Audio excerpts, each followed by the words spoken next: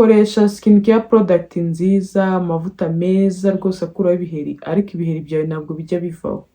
Niba ari nde wababwiye ko ibiheri ari umwanda? Ibiheri ntabwo ari umwanda, ntabwo. Ikindi ugomba kumenya ni uko na telefone yawe nayo kuyikoza ku ruhu nabwo ni ikibazo, kandi buriya benshi bikora mu maso aba ari gushaka akantu k'agaheri kugira ngo akamere. Ikosa rero rya gatanu benshi bakunda gukora, ari naryo kosa ribi cyane, nanjye mu bintu byamvuye ibiheri, ni ukwirinda iri kosa.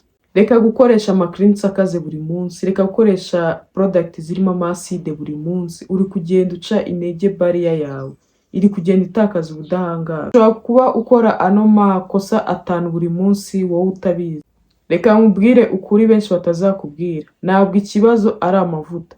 Hari abantu benshi bakoresha amavuta meza akuraho ibiheri, yewe yanabahenze, kuko bya biheri ugasanga birakomeza kuza. Ese ikibazo kiba ari iki? Amakosa mato ukora buri munsi wowe utabizi niyo ari mu mpamvu zituma ibiheri byawe bitajya bikira. Reka tuze tuyasesengure mu buryo burambye, kuko ushobora kuba uyakora utabizi, biba biri mu mpamvu uruhu rwawe rudatanga umusaruro.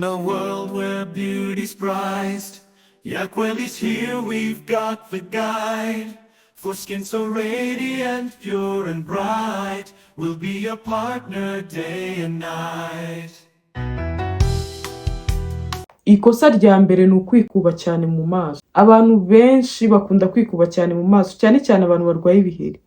Niba ari nde wababwiye ko ibiheri ari umwanda? Ibiheri ntabwo ari umwanda, ntabwo ibiheri babyumiye. Ugasanga umuntu aroga buri kanya mu maso, cyangwa akikuba sinzi n'amascrub, akakoresha amasabune akaze, cyangwa koga umwanya munini yizeye ngo ibiheri birashira, kandi ibiheri ntabwo ari gutyo babivura. Ibiheri ntabwo ari umwanda. Iyo uruhu urukubye cyane ukarwumisha, birangira narwo rukoze andi mavuta yo kuza gusimbura ya yandi watakaje, bigatuma pores zawe ziba clogged, bikaza kuba impamvu izatuma uruhu rwawe rukora ibiheri mu minsi izaza. Iyo amavuta akozwe ari menshi, ingaruka zikubaho neza. Pores zawe ziragenda zikajyamo imyanda, iyo myanda ikazaba impamvu ituma uruhu rwawe rukora ibiheri. Niba ukaraba mu maso cyane, niba ukoresha amascrub mu maso, niba ukunda kumisha uruhu, ikintu nakubwira cyo ni ukuri kwangiza barrier yawe. Uruhu rwawe ubudahangarwa buri kugenda bugabanuka gake. Igisubizo ni ikihe rero? Karaba mu maso mu gitondo na nimugoroba, ibyo ngibyo birahagije. Kandi ukoreshe cleanser nziza iri gentle, itarimo ama actives. Cleanser zirimo ama actives zikoreshwa rimwe cyangwa 2 mu cyumweru. Ikosa rya kabiri benshi bakunda gukora ni ukwikorakora mu maso, kandi buriya benshi bikorakora mu maso aba ari gushaka akantu k'agaheri kugira ngo akamere. Ikindi ugomba kumenya ni uko na telefone yawe nayo kuyikoza ku ruhu nabwo ni ikibazo. Ibaza inshuro ukora muri telefone yawe, kandi urabizi ko ahantu dukorakora haba hari imyanda. Ngaho ibaza inshuro ukora muri telefone yawe, noneho iyo uyikojejeho uri muri itaba, nabyo biba bindi, kuko ibiheri ushobora kubiterwa n'ayo mabacteri ari kuri iyo telefone yawe.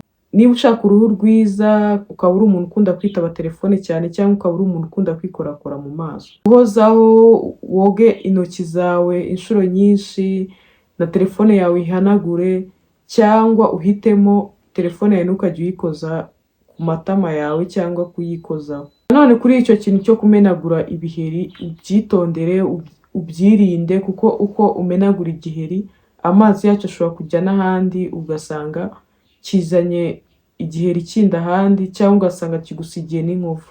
Rero icyo kintu nacyo uzakirinda. Ikosa rindi rya gatatu benshi bakunda gukora ni ukurarana makeup, cyangwa kurara utoze mu maso. Nabyo ni amakosa. Wirirwanye ibyuya, wiriwe muri stress, niba udakarabye mu maso nta kabuza ibiheri ntabwo uzabibura.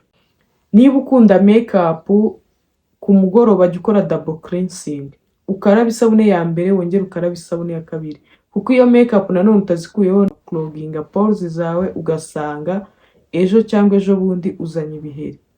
Ikosa rya kane benshi bakora ni ugukoresha actives umurundo, agakoresha amavuta akaze cyane, agakoresha ama product menshi cyane. Ibyo nabyo ni ikosa. Abantu barwaye ibiheri iyo babonye igiheri cyaje, ukamubwira wenda ngo tea tree ivura ibiheri, salicylic ivura ibiheri, benzoyl ivura ibiheri, ahita yirukanyira kujya kubigura. Ariko namenye ko izo actives nazo zishobora kumwangiza. Reka gukoresha amacreams akaze buri munsi, reka gukoresha product zirimo amaside buri munsi, uri kugenda uca intege barrier yawe, iri kugenda itakaza ubudahangarwa. Kandi nanone ikirindi, uruhu rwawe uri kugenda urwumisha, uri kugenda urugira sensitive gake gake, ibyo bizatuma uruhu rwawe rurakara. Kurakara nibyo irritation, usange ruri kugenda rukora ibiheri bya hato na hato, cyangwa usange uri kugira ama inflammation, uruhu mo imbere ruri kwakamo umuriro. Rwamara kwakamo umuriro aribyo twita inflammation, ugasanga hanze rurabyimbye. Hitamo product ziri gentle, zoroheje, zitarimo ama actives, aba arizo uzajya ukoresha buri munsi. Izo ngizo zikaze uzigenera umunsi wawe. Ikosa rero rya gatanu benshi bakunda gukora, ari naryo kosa ribi cyane, nanjye mu bintu byamvuye ibiheri, ni ukwirinda iri kosa. Kosa ni irihe rero? Udahindura imyenda y'imisego, iryo ni ryo kosa benshi bakunda gukora. Imisego ibika ibyo twisize, imisego ibika amabacteri, ibika ibyuya, ibyo byose bishobora gutuma uruhu rwawe ruhura nabyo ukarwara ibiheri. Niba ushaka gukira ibiheri, ujye usukura umusego wawe 2 mu cyumweru, uzambwira. Wabyumvishe, ayo niyo makosa urimo urakora mato mato, wowe utabizi, akaba ari mu mpamvu zituma umusaruro ari nawo ku ruhu rwawe, kandi urimo uranakoresha amavuta meza pe. Urwaye ibiheri ukaba ushaka ko ngufasha gukora routine nziza yagukiza, wandike muri comment skin type yawe. Kandi ntiwibagirwe kudukurikira, kuko hano uzahigira byinshi bizagufasha kwita ku ruhu rwawe uko bikwiye.